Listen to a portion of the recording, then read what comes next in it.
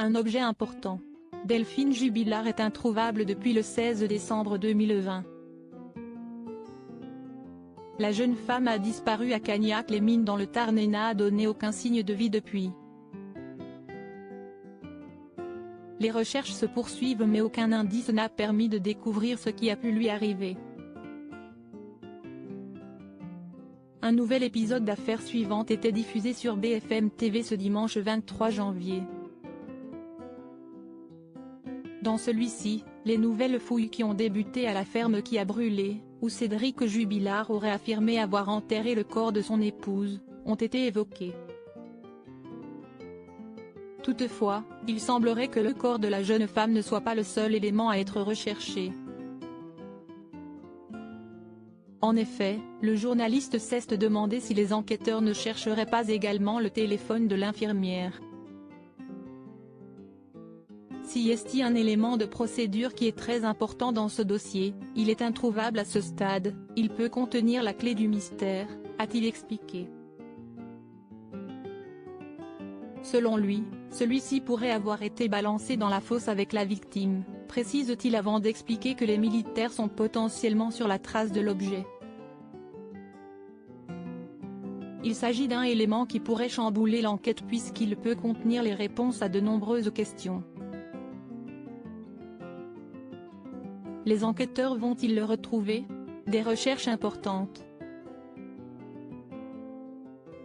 Suite aux propos tenus par Cédric Jubilard, principal suspect de l'enquête, de nouvelles fouilles ont débuté le 17 janvier dernier. Celle-ci se déroule dans une ferme, évoquée par le père de famille, et qui a brûlé en avril 2021. À ce jour, aucun élément n'a permis de découvrir ce qui a pu arriver à Delphine Jubilard. Il a tué Delphine et l'a enterrée près d'un arbre situé à proximité d'une ferme qui a brûlé, avait indiqué Marco, son co-détenu. Des propos pris très au sérieux mais que Cédric Jubilard a récemment démenti. Dans une lettre envoyée à sa nouvelle compagne, Séverinelle, il a assuré « J'ai raconté n'importe quoi à n'importe qui », a-t-il d'abord expliqué avant d'ajouter « Maintenant plus de blablatage avec personne, je te le promets ». Va-t-il tenir cette promesse? Par la suite, il a évoqué son co-détenu et a affirmé avoir été trahi par lui. Marco fait partie des personnes qui m'ont b. À tous les deux, avec de faux témoignages. Voilà pourquoi tu as été en garde à vue. On ne peut avoir confiance en personne, a-t-il poursuivi. Bien décidé à rétablir la vérité, il assure également qu'il faut porter plainte contre lui pour dénonciation calomnieuse. Selon ses propos, il lui avait donné le numéro de sa compagne pour une fois dehors que l'on aille boire un verre mais au final il s'en est servi pour autre chose, avait-il conclu. Cédric Jubilard, a-t-il succombé à la pression?